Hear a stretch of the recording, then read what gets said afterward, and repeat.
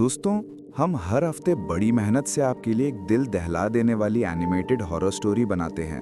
तो अगर आप हमारी चैनल की कहानियां एंजॉय कर रहे हैं तो हमारे चैनल को सब्सक्राइब कीजिए और हमारी लेटेस्ट वीडियोस की नोटिफिकेशन के लिए बेल आइकन दबाना मत भूलना। फ्रैंकेस्टाइन रिफ्ती गांव इटली के पहाड़ों के बीच एक ठंडा, छोटा और शांत सा गांव था। रात का समय था, आसमान में घने बादल थे और हवा के झोंकों के साथ चर्च की घंटी की हल्की सी गूंज सुनाई दे रही थी। विक्टोरियो, जो कि 14 साल का एक पतला दुबला सा लड़का था, अपने हाथ में एक छोटी सी थैली लिए वापस घर जा रहा था, गांव के एक दुकानदार से ब्रेड और थोड़ा चीज खरीदकर। रास्ता बिल्कुल सुनसान था। तभी उसे अपने पीछे से किसी के चलने की आवाज आई। वो आवाज सुनते ही उसके कदम रुक गए।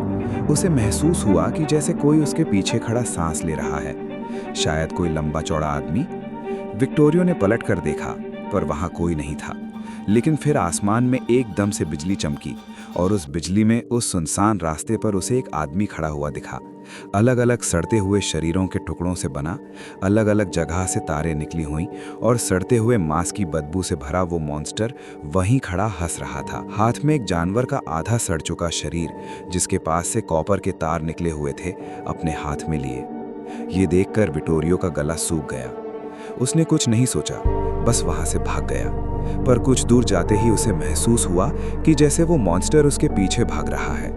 विक्टोरियो और तेजी से भागता रहा और चर्च के पास पहुंचकर जब उसने पीछे मुड़कर देखा तो वो मॉन्स्टर सड़क के किनारे से अंधेरे में कहीं गायब हो गया। विक्टोरियो भागकर अपने चाचा एरन के घर पहुंचा, जहां वो कुछ दिनों से रह रहा था।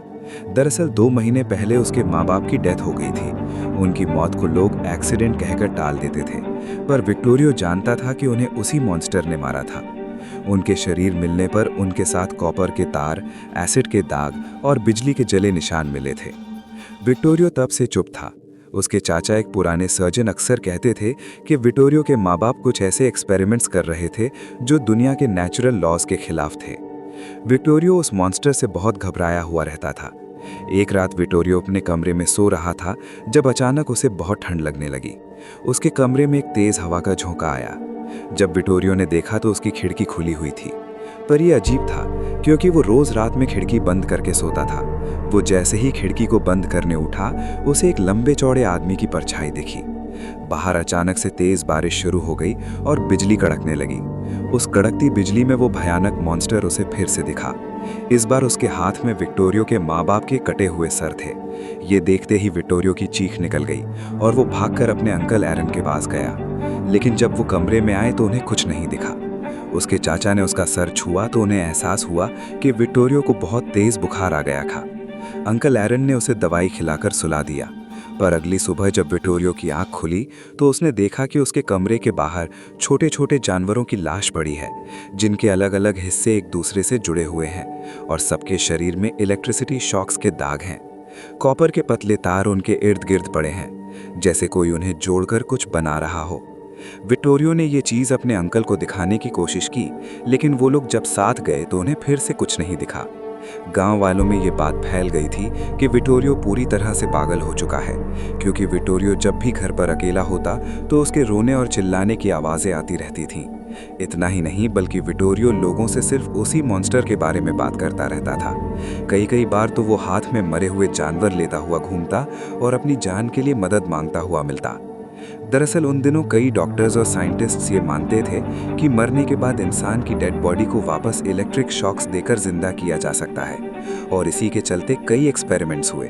और इससे इंस्पायर होकर मैरी शेली, एक राइटर, ने फ्रैंकेस्टाइन नाम की एक किताब भी लिखी थी, जिसमें एक साइंटिस्ट विक्टर फ्रैंकेस्टाइन अपना एक बहुत ही भयानक मॉन्स्टर बनाता है। विक्टोरियो के माँ बाप भी साइंटिस्ट थे और डॉक्टर्स को ये लगता था कि अपने माँ बाप की मौत को विक्टोरियो फ्रैंकेस्टाइन मॉन्स्टर की कहानी से जोड़ रहा है और उसे सच समझ रहा है। सब लोग विक्टोरियो का मजाक उड़ाने लगे थे, इतना कि विक्टोरियो ने घर के बाहर जाना ही बंद कर दिया।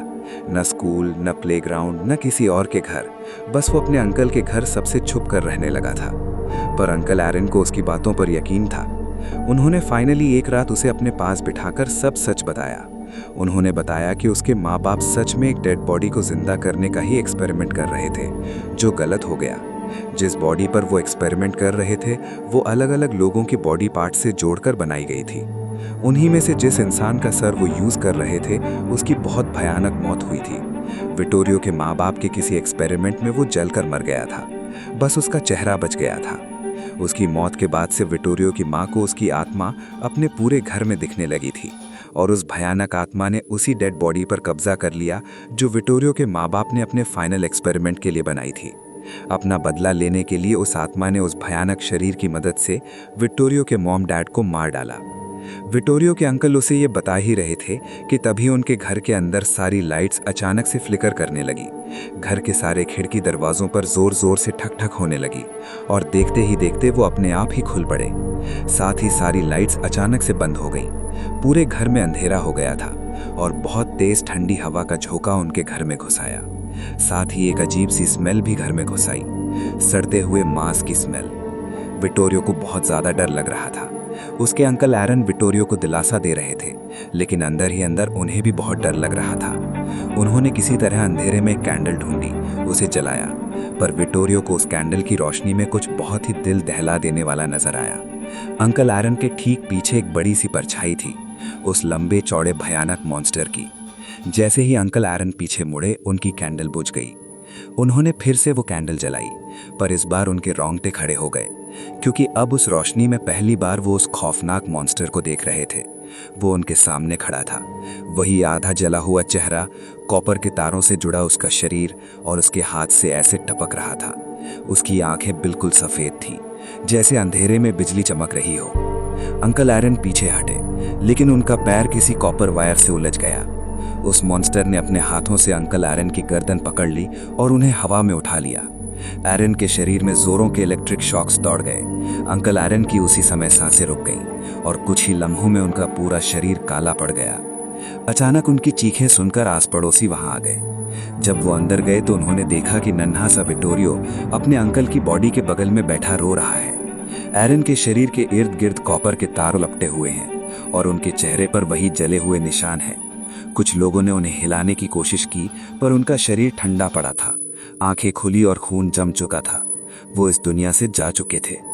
वो मॉन्स्टर कहीं नहीं दिख रहा था, लेकिन एरन की हालत देखकर वो लोग समझ गए कि शायद विटोरियो आखिरकार उस मॉन्स्टर के बारे में सच ही बोल रहा था।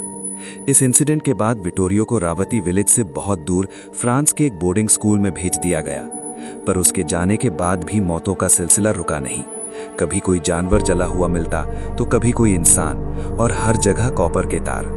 धीरे धीरे लोगों ने उस एरिया को छोड़ दिया, पर आज भी शायद वो मॉन्स्टर, शायद वो फ्रैंकेस्टाइन उसी विलेज के उसी गांव के आसपास भटक रहा है। अगर आपको ये वीडियो अच्छी लगी तो हमारा चैनल खूनी मंडे सब्सक्राइब करना बिल्कुल मत भूलना।